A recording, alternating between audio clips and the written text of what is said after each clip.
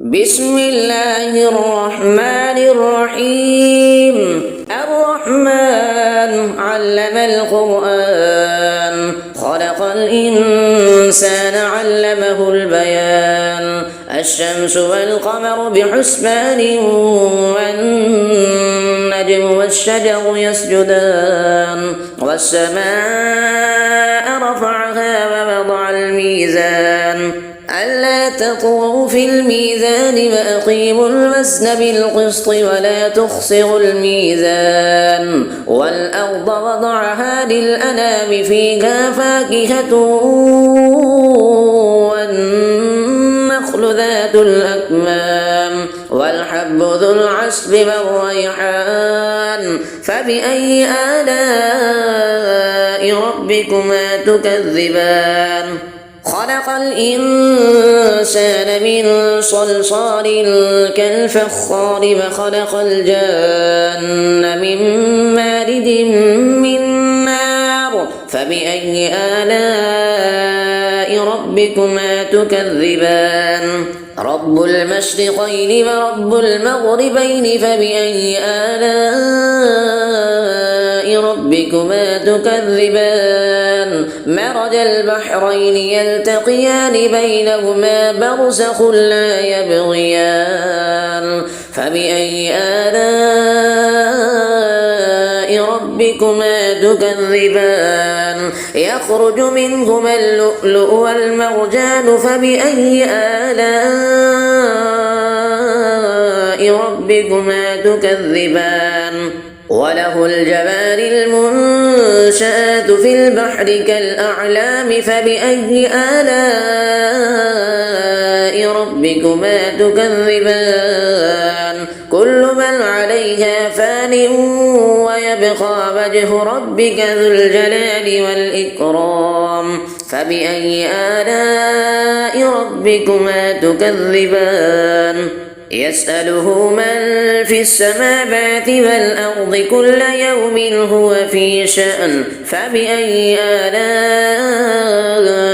ربكما تكذبان؟ سنفرغ لكم أيها الثقلان. فبأي آلاء ربكما تكذبان؟ يا معشر الجن والإنس إن استطعتم أن تنفذوا من أقطار السماوات والأرض فانفذوا لا تنفذون إلا بسلطان. فبأي آلاء ربكما تكذبان؟ يرسل عليكما شواظ من نار ونحاس فلا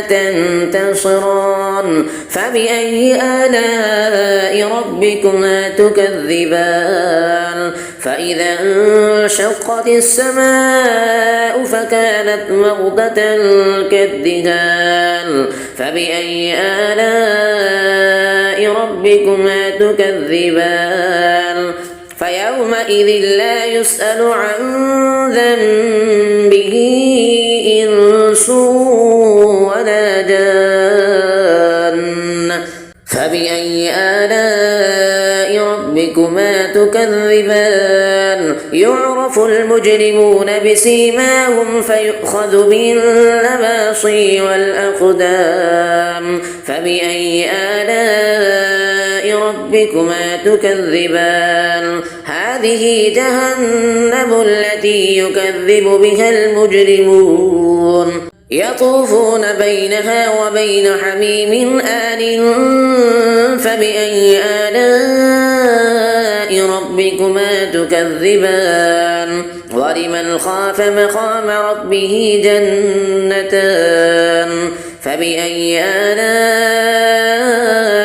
ربكما تكذبان؟ ذواتا أفنان.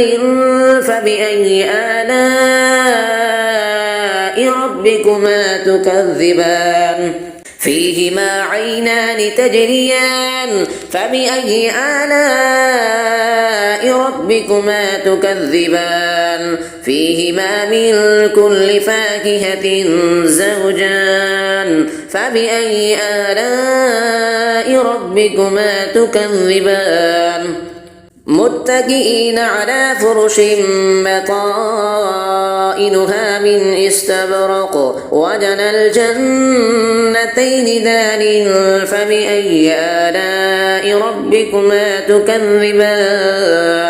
فيهن قاصرات الطرف لم يطمثهن إنس قبلهم ولا جان فبأي آلاء ربكما تكذبان كأنهن الياقوت والمرجان فبأي آلاء ربكما تكذبان هل جزاء الإحسان إلا الإحسان فبأي آلاء ربكما تكذبان ومن دونهما جنتان فبأي آلاء ربكما تكذبان مدهامتان فبأي آلاء ربكما تكذبان فيهما عينان نضاختان فبأي آلاء ربكما تكذبان فيهما فاكهة ونخل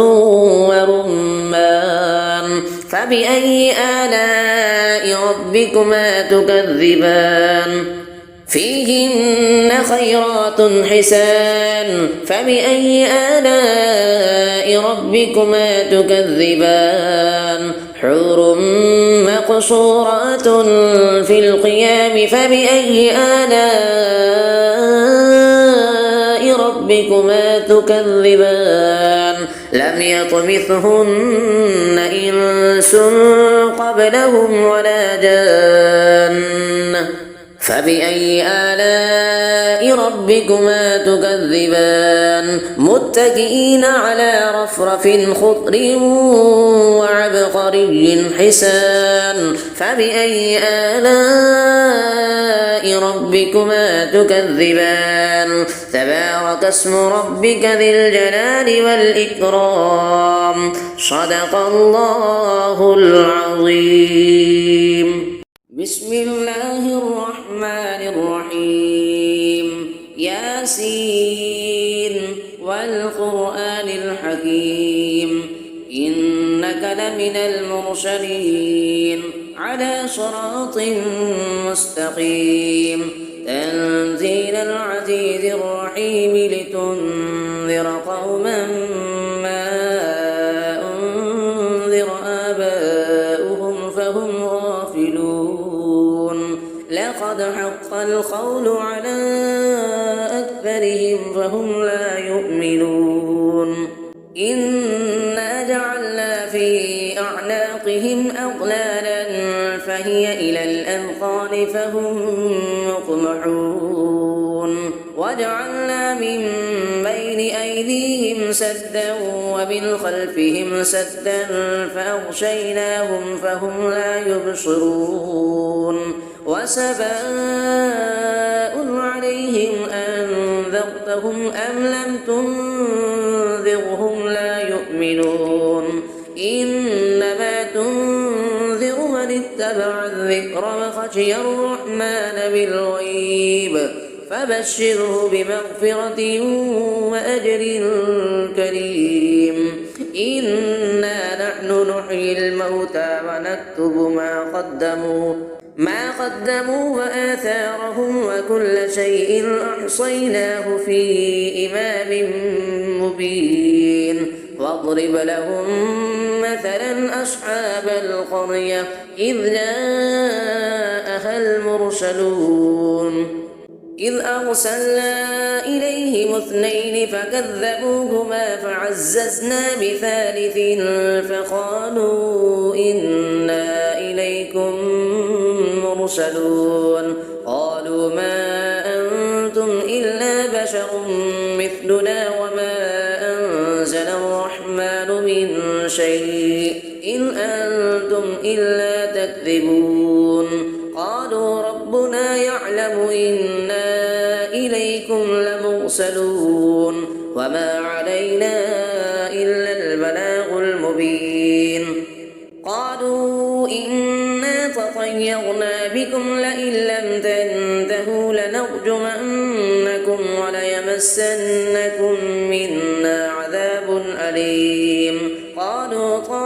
طائركم معكم أئن ذكرتم بل أنتم قوم مسرفون. وجاء من أقصى المدينة رجل يسعى قال يا قوم اتبعوا المرسلين اتبعوا من لا يسألكم أجرا وهم مهتدون. وما لي لا أعبد الذي فطرني وإليه ترجعون. أأتخذ من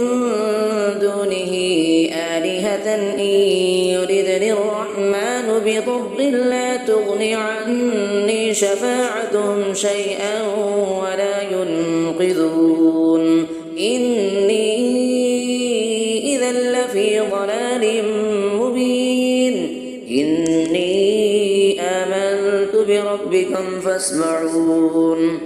قيل ادخل الجنة قال يا ليت قومي يعلمون بما غفر لي ربي وجعلني من المكرمين. وما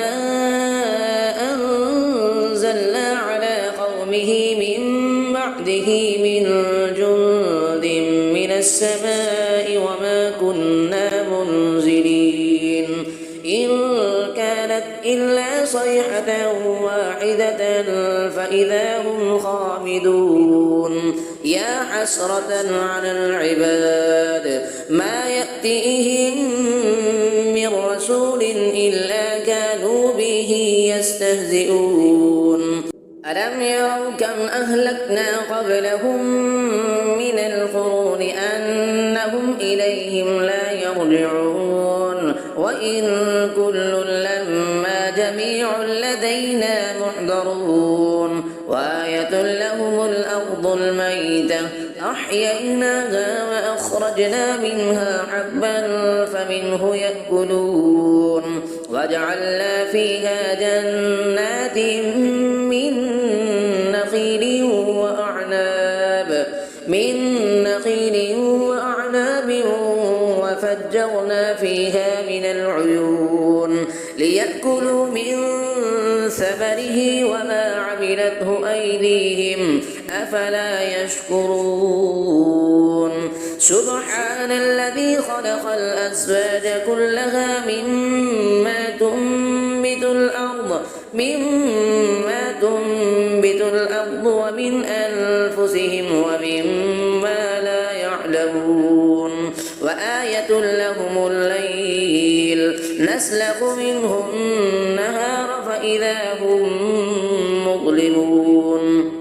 والشمس تجري لمستقر لها ذلك تقدير العزيز العليم. والقمر قدرناه منازل حتى عاد كالعرجون القديم. لا الشمس ينبغي لها أن تدرك القمر ولا الليل سابق النهار وكل في فلك يسبحون. وآية لهم أنا حملنا ذريتهم في الفلك المشحون وخلقنا لهم من مثله ما يركبون. وإن نشأ نغرقهم فلا صريخ لهم ولا هم ينقذون إلا رحمة منا ومتاعا إلى حين. وإذا قيل لهم اتقوا ما بين أيديكم وما خلفكم لعلكم ترحمون. وما تأتيهم من آية من آيات ربهم إلا كانوا عنها معرضين.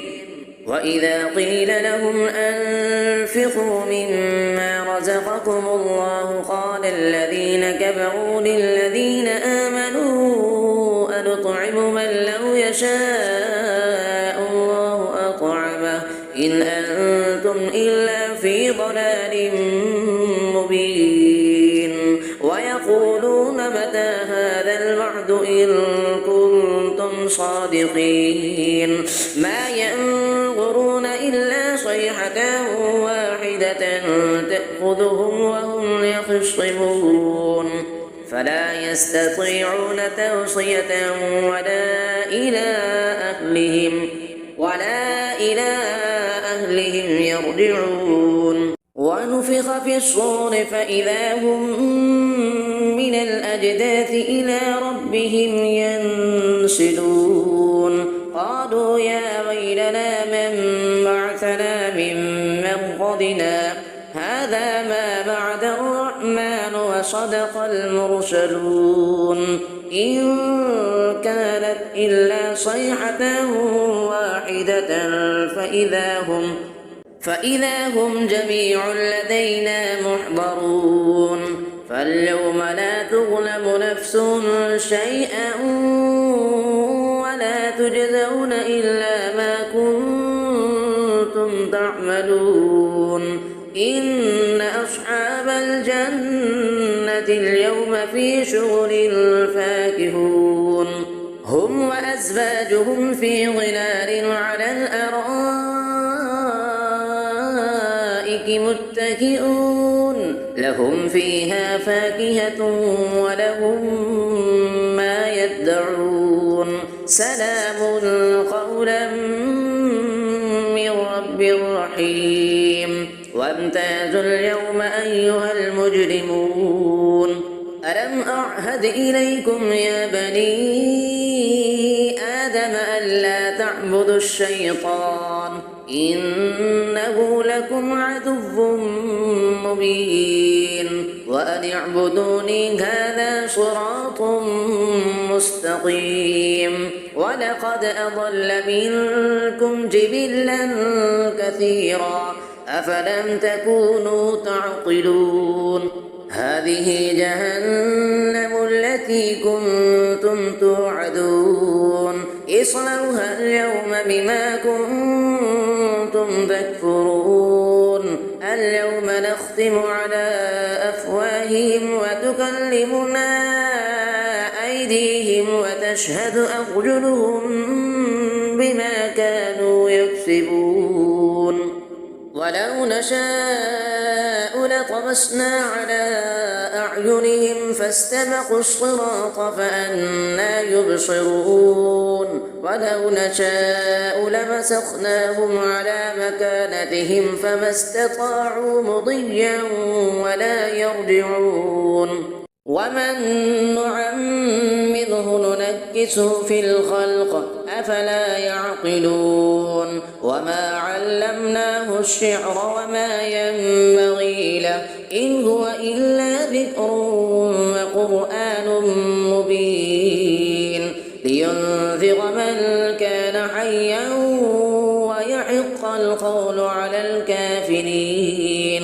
أفلم يروا أنا خلقنا لهم مما عملت أيدينا أنعاما فهم لها مالكون وذللناها لهم فمنها ركوبهم ومنها يأكلون ولهم فيها منافع ومشارب أفلا يشكرون واتخذوا من دون الله آلهة لعلهم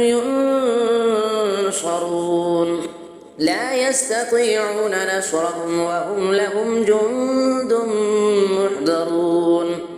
فلا يحزنك قولهم إنا نعلم ما يسرون وما يعلنون أفلم يرى الإنسان أنا خلقناه من نطفة فإذا هو خصيم مبين فضرب لنا مثلا ونسي خلقه قال من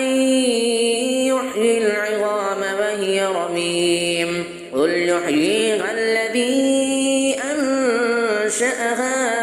أول مرة وهو بكل خلق عليم الذي جعل لكم من الشجر الأخضر نارا فإذا أنتم منه توقدون أفليس أليس الذي خلق السماوات والأرض بقادر على أن يخلق مثلهم بلى وهو الخلاق العليم إنما أمره إذا أراد شيئا أن يقول له كن فيكون فسبحان الذي بيده ملكوت كل شيء وإليه ترجعون صدق الله العظيم. بسم الله الرحمن الرحيم. الرحمن علم القرآن خلق الإنسان علمه البيان الشمس والقمر بحسبان والنجم والشجر يسجدان والسماء رفعها ووضع الميزان ألا تطغوا في الميزان وأقيموا الوزن بالقسط ولا تخسروا الميزان والأرض وضعها للأنام فيها فاكهة والنخل ذات الأكمام والحب ذو العصف والريحان فبأي آلاء ربكما تكذبان خلق الإنسان من صلصال كالفخار وخلق الجان من مارد من نار فبأي آلاء ربكما تكذبان رب المشرقين ورب المغربين فبأي آلاء ربكما تكذبان مرج البحرين يلتقيان بينهما برزخ لا يبغيان فبأي آلاء ربكما تكذبان يخرج منهما اللؤلؤ والمرجان فبأي آلاء ربكما تكذبان وله الجوار المنشآت في البحر كالأعلام فبأي آلاء ربكما تكذبان كل من عليها فان ويبقى وجه ربك ذو الجلال والإكرام فبأي آلاء ربكما تكذبان يسأله من في السماوات والأرض كل يوم هو في شأن فبأي آلاء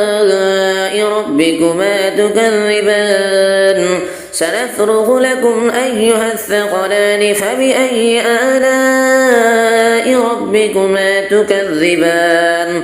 يا معشر الجن والإنس إن استطعتم أن تنفذوا من أقطار السماوات والأرض فانفذوا لا تنفذون إلا بسلطان فبأي آلاء ربكما تكذبان يرسل عليكما شواظ من نار ونحاس فلا تنتصران فبأي آلاء ربكما تكذبان فإذا انشقت السماء فكانت وردة كالدهان فبأي آلاء ربكما تكذبان فيومئذ لا يسأل عن ذنبه إنس ولا جان فبأي آلاء ربكما تكذبان يعرف المجرمون بسيماهم فيؤخذ بالنواصي والأقدام فبأي آلاء ربكما تكذبان هذه جهنم التي يكذب بها المجرمون يطوفون بينها وبين حميم آن فبأي آلاء ربكما تكذبان ولمن خاف مقام ربه جنتان فبأي آلاء ربكما تكذبان ذواتا أفنان فبأي آلاء ربكما تكذبان فيهما عينان تجريان فبأي آلاء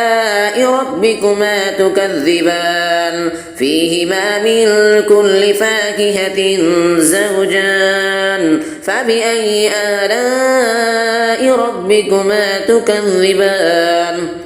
متكئين على فرش بطائنها من استبرق وجنى الجنتين دان فبأي آلاء ربكما تكذبان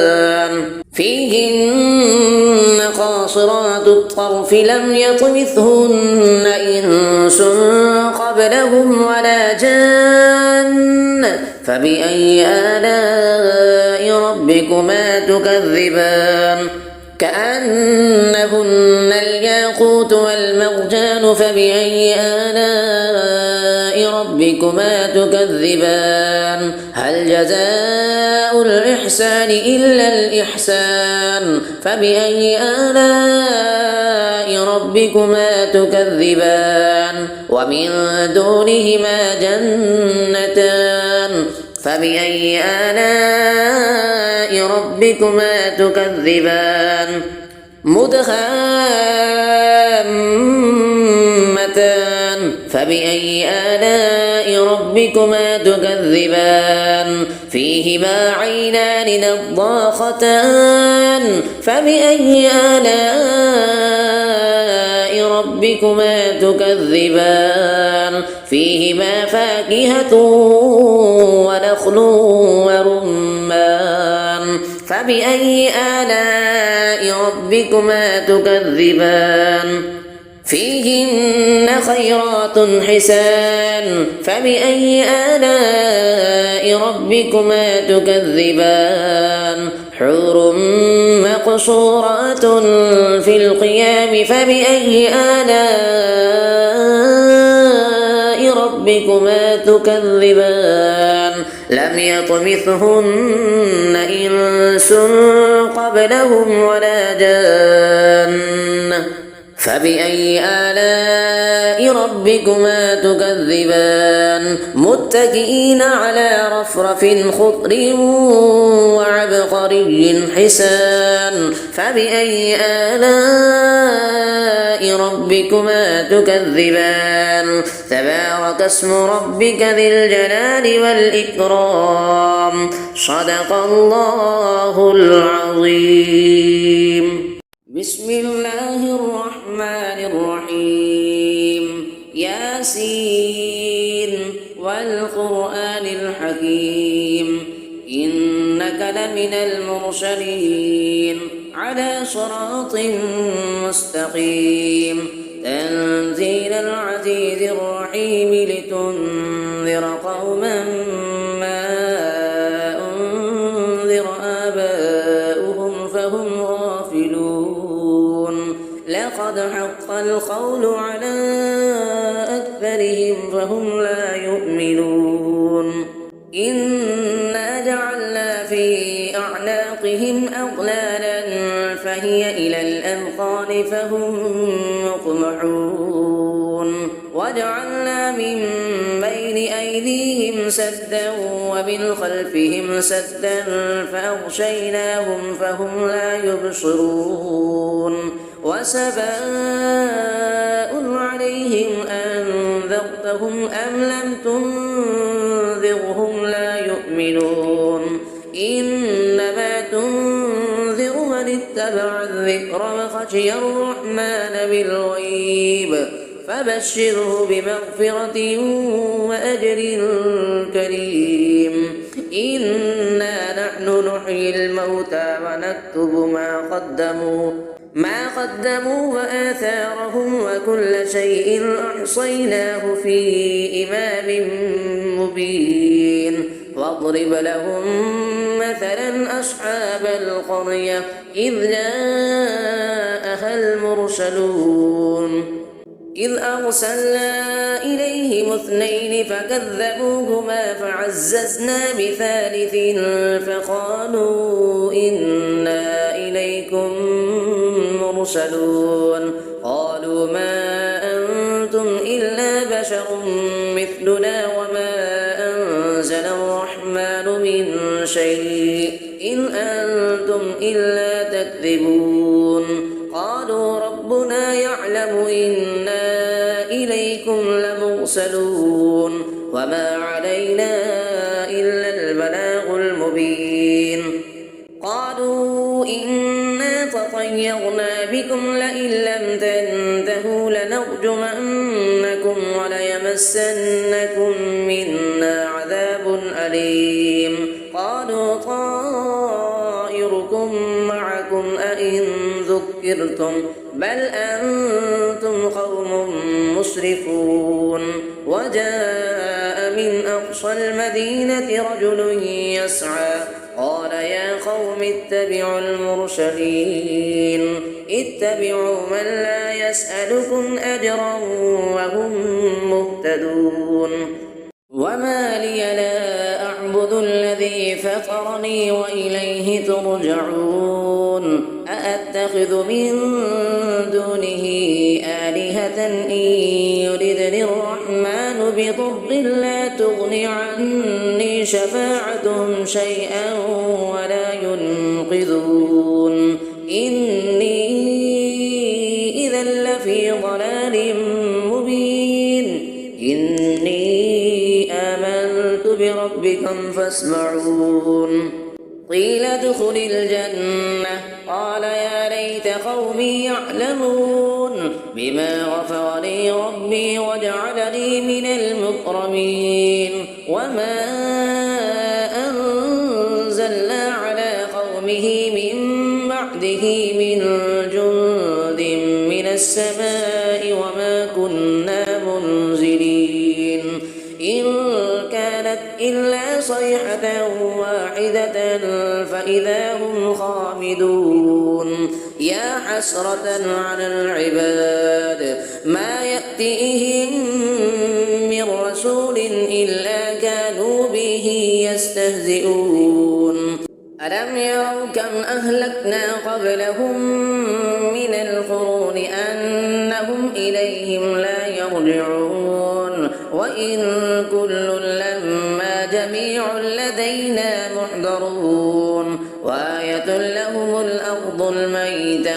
أحييناها وأخرجنا منها حبا فمنه يأكلون وجعلنا فيها جنات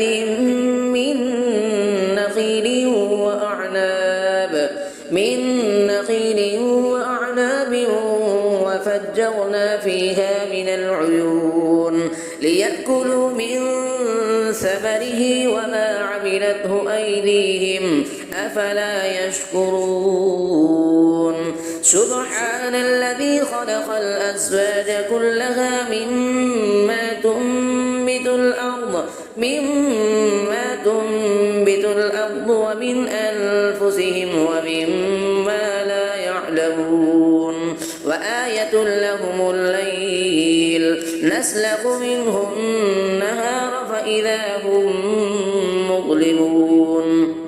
والشمس تجري لمستقر لها ذلك تقدير العزيز العليم والقمر قدرناه منازل حتى عاد كالعرجون القديم لا الشمس ينبغي لها أن تدرك القمر ولا الليل سابق النهار وكل في فلك يسبحون وآية لهم أنا حملنا ذريتهم في الفلك المشحون وخلقنا لهم من مثله ما يركبون وإن نشأ نغرقهم فلا صريخ لهم ولا هم ينقذون إلا رحمة منا ومتاعا إلى حين وإذا قيل لهم اتقوا ما بين أيديكم وما خلفكم لعلكم ترحمون وما تأتيهم من آية من آيات ربهم إلا كانوا عنها معرضين وإذا قيل لهم أنفقوا مما رزقكم الله قال الذين كفروا للذين آمنوا أنطعم من لو يشاء الله أطعمه إن أنتم إلا في ضلال مبين ويقولون متى هذا الوعد إن كنتم صادقين ما ينظرون إلا صيحة واحدة تأخذهم وهم يخصمون فلا يستطيعون توصية ولا إلى أهلهم يرجعون ونفخ في الصور فإذا هم من الأجداث إلى ربهم ينسلون قالوا يا ويلنا من بعثنا من مرقدنا هذا ما وعد الرحمن وصدق المرسلون إن كانت إلا صيحة واحدة فإذا هم جميع لدينا محضرون فاليوم لا تظلم نفس شيئا ولا تجزون إلا ما كنتم تعملون إن أصحاب الجنة اليوم في شغل فاكهون هم وأزواجهم في ظلال على الأرائك متكئون لهم فيها فاكهة ولهم ما يدعون سلام قولا من رب رحيم وامتازوا اليوم أيها المجرمون ألم أعهد إليكم يا بني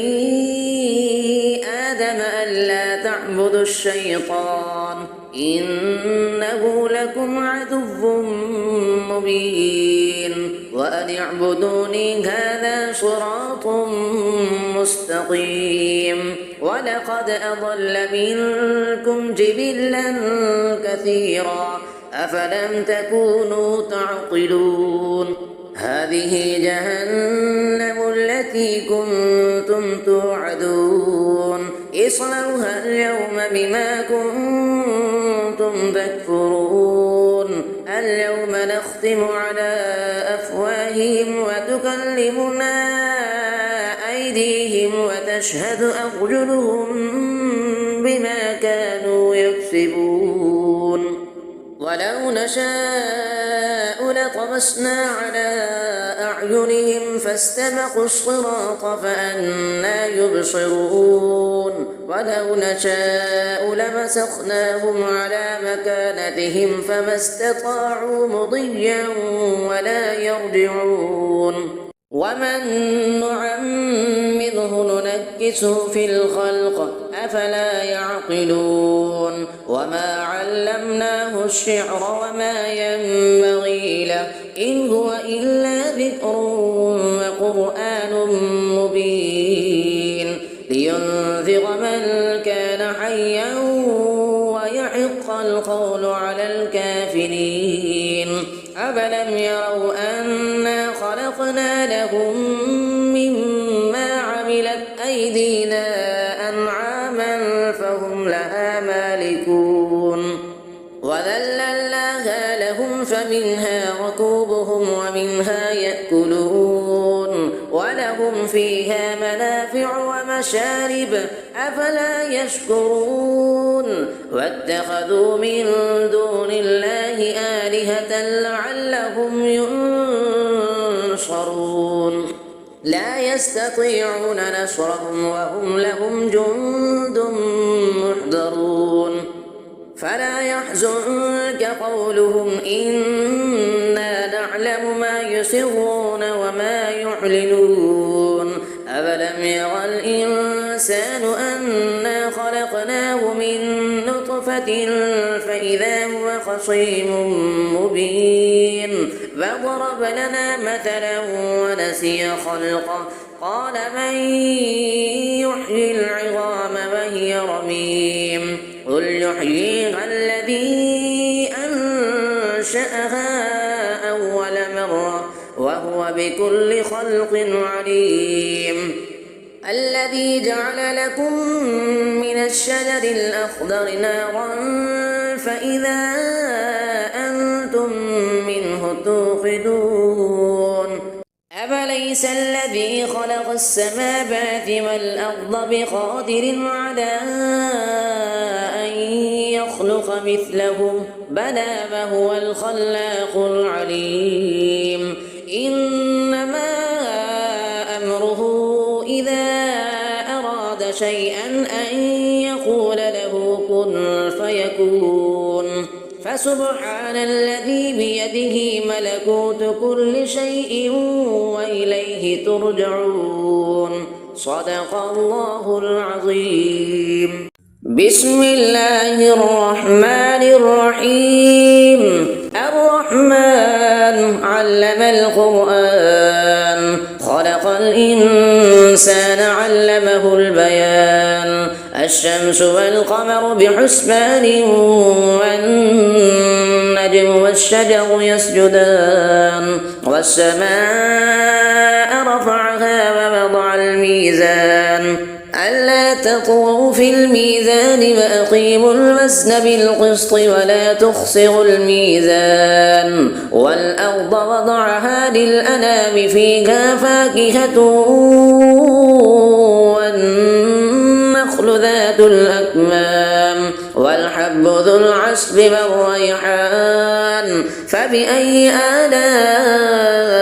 ربكما تكذبان خلق الإنسان من صلصال كالفخار وخلق الجان من مارد من نار فبأي آلاء ربكما تكذبان رب المشرقين ورب المغربين فبأي آلاء ربكما تكذبان مرج البحرين يلتقيان بينهما برزخ لا يبغيان فبأي آلاء ربكما تكذبان يخرج منهما اللؤلؤ والمرجان فبأي آلاء ربكما تكذبان وله الجوار المنشآت في البحر كالأعلام فبأي آلاء ربكما تكذبان كل من عليها فان ويبقى وجه ربك ذو الجلال والإكرام فبأي آلاء ربكما تكذبان يسأله من في السماوات والأرض كل يوم هو في شأن فبأي آلاء ربكما تكذبان سنفرغ لكم أيها الثقلان فبأي آلاء ربكما تكذبان يا معشر الجن والإنس إن استطعتم أن تنفذوا من أقطار السماوات والأرض فانفذوا لا تنفذون إلا بسلطان فبأي آلاء ربكما تكذبان يرسل عليكما شواظ من نار ونحاس فلا تنتصران فبأي آلاء ربكما تكذبان فإذا انشقت السماء فكانت وردة كالدهان فبأي آلاء ربكما تكذبان فيومئذ لا يسأل عن ذنبه إنس ولا جان فبأي آلاء ربكما تكذبان يعرف المجرمون بسيماهم فيؤخذ بالنواصي والأقدام فبأي آلاء ربكما تكذبان هذه جهنم التي يكذب بها المجرمون يطوفون بينها وبين حميم آن فبأي آلاء ربكما تكذبان ولمن خاف مقام ربه جنتان فبأي آلاء ربكما تكذبان ذواتا أفنان فبأي آلاء ربكما تكذبان فيهما عينان تجريان فبأي آلاء ربكما تكذبان فيهما من كل فاكهة زوجان فبأي آلاء ربكما تكذبان متكئين على فرش بطائنها من استبرق وجنى الجنتين دان فبأي آلاء ربكما تكذبان فيهن قاصرات الطرف لم يطمثهن إنس قبلهم ولا جان فبأي آلاء ربكما تكذبان كأنهن الياقوت والمرجان فبأي آلاء ربكما تكذبان هل جزاء الإحسان إلا الإحسان فبأي آلاء ربكما تكذبان ومن دونهما جنتان فبأي آلاء ربكما تكذبان مدهامتان فبأي آلاء ربكما تكذبان فيهما عينان نضاختان فبأي آلاء ربكما تكذبان فيهما فاكهة ونخل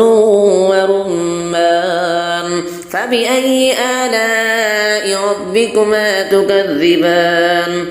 فيهن خيرات حسان فبأي آلاء ربكما تكذبان حور مقصورات في القيام فبأي آلاء ربكما تكذبان لم يطمثهن إنس قبلهم ولا جان فبأي آلاء ربكما تكذبان متكئين على رفرف خضر وعبقري حسان فبأي آلاء ربكما تكذبان تبارك اسم ربك ذي الجلال والإكرام صدق الله العظيم بسم الله الرحمن الرحيم ياسين والقرآن الحكيم إنك لمن المرسلين على صراط مستقيم تنزيل العزيز الرحيم لتنذر قوما ما أنذر آباؤهم فهم غافلون لقد حق القول على أكثرهم فهم لا يؤمنون إنا جعلنا في أعناقهم أغلالا فهي إلى الأذقان فهم مقمحون وجعلنا من بين أيديهم سدا ومن خلفهم سدا فأغشيناهم فهم لا يبصرون وسواء عليهم أنذرتهم أم لم تنذرهم يحملون إنما تنذر من اتبع الذكر وخشي الرحمن بالغيب فبشره بمغفرة وأجر كريم إنا نحن نحيي الموتى ونكتب ما قدموا وآثارهم وكل شيء أحصيناه في إمام مبين واضرب لهم مثلا أصحاب القرية إذ جاءها المرسلون إذ أرسلنا إليهم 2 فكذبوهما فعززنا بثالث فقالوا إنا إليكم مرسلون قالوا ما أنتم إلا بشر مثلنا وما أنزل الرحمن من شيء إن أنتم إلا تكذبون قالوا ربنا يعلم إنا إليكم لمرسلون وما علينا إلا البلاغ المبين قالوا إنا تطيرنا بكم لئن لم تنتهوا لنرجمنكم وليمسنكم منا عذاب أليم قالوا طائركم معكم أئن ذكرتم بل أنتم قوم مسرفون وجاء من أقصى المدينة رجل يسعى قال يا قوم اتبعوا المرسلين اتبعوا من لا يسألكم أجرا وهم مهتدون وما لي لا أعبد الذي فطرني وإليه ترجعون أأتخذ من دونه آلهة إن يردني الرحمن بضر لا تغن عني شفاعتهم شيئا ولا ينقذون إني إذا لفي ضلال مبين إني آمنت بربكم فاسمعون قيل ادخل الجنة قال يا ليت قومي يعلمون بما غفر لي ربي وجعلني من المكرمين وما أنزلنا على قومه من بعده من جند من السماء وما كنا منزلين إن كانت إلا صيحة واحدة فإذا هم خامدون يا حسرة على العباد ما يأتيهم من رسول إلا كانوا به يستهزئون ألم يروا كم أهلكنا قبلهم من القرون أنهم إليهم لا يرجعون وإن كل لما جميع لدينا محضرون وآية لهم الأرض الميتة أحييناها وأخرجنا منها حبا فمنه يأكلون وجعلنا فيها جنات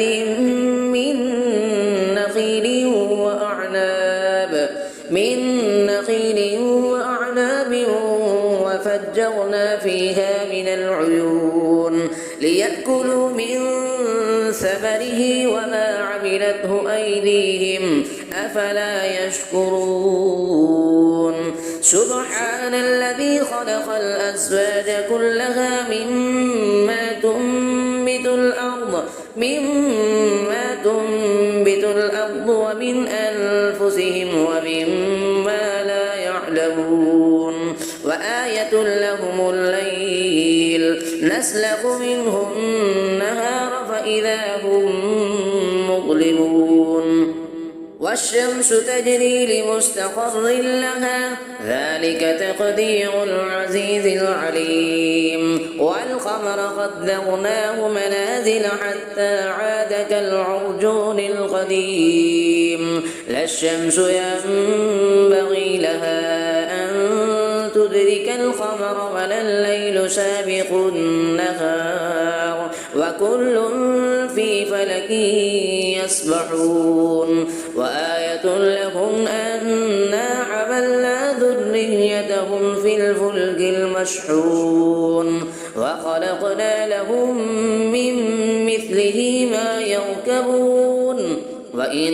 نشأ نغرقهم فلا صريخ لهم ولا هم ينقذون إلا رحمة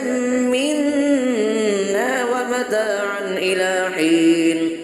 وإذا قيل لهم اتقوا ما بين أيديكم وما خلفكم لعلكم ترحمون وما تأتيهم من آية من آيات ربهم إلا كانوا عنها معرضين وإذا قيل لهم أنفقوا مما رزقكم الله قال الذين كفروا للذين آمنوا أنطعم من لو يشاء الله أطعمه إن أنتم إلا في ضلال مبين ويقولون متى هذا الوعد إن كنتم صادقين ما ينظرون إلا صيحة واحدة تأخذهم وهم يخصمون فلا يستطيعون توصية ولا إلى أهلهم يرجعون ونفخ في الصور فإذا هم من الأجداث إلى ربهم ينسلون قالوا يا ويلنا من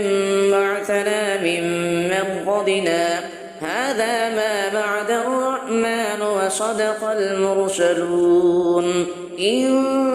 كانت إلا صيحة واحدة فإذا هم جميع لدينا محضرون فاليوم لا تظلم نفس شيئا ولا تجزون إلا ما كنتم تعملون إن أصحاب الجنة اليوم في شغل فاكهون هم وأزواجهم في ظلال على الأرائك متكئون لهم فيها فاكهة ولهم ما يدعون سلام قولا من رب رحيم وامتازوا اليوم أيها المجرمون ألم أعهد إليكم يا بني آدم ألا تعبدوا الشيطان إنه لكم عدو مبين وأن اعبدوني هذا صراط مستقيم ولقد أضل منكم جبلا كثيرا أفلم تكونوا تعقلون هذه جهنم التي كنتم توعدون اصلوها اليوم بما كنتم تكفرون اليوم نختم على أفواههم وتكلمنا أيديهم وتشهد أرجلهم بما كانوا يكسبون ولو نشاء لطمسنا على أعينهم فاستبقوا الصراط فأنى يبصرون ولو نشاء لمسخناهم على مكانتهم فما استطاعوا مضيا ولا يرجعون ومن نعمره ننكسه في الخلق أفلا يعقلون وما علمناه الشعر وما ينبغي له إن هو إلا ذكر وقرآن مبين لينذر من كان حيا ويحق القول على الكافرين أفلم يروا أنا خلقنا لهم مما عملت أيدينا أنعاما فهم لها مالكون وذللناها لهم فمنها ركوبهم ومنها يأكلون فيها منافع ومشارب أفلا يشكرون واتخذوا من دون الله آلهة لعلهم ينصرون لا يستطيعون نصرهم وهم لهم جند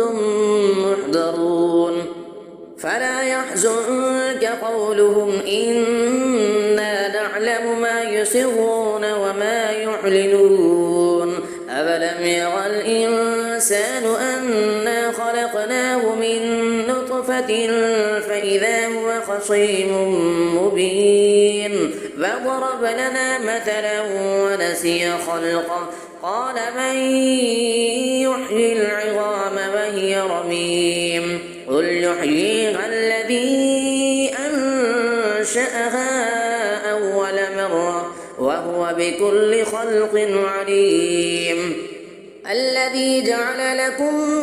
من الشجر الأخضر نارا فإذا أنتم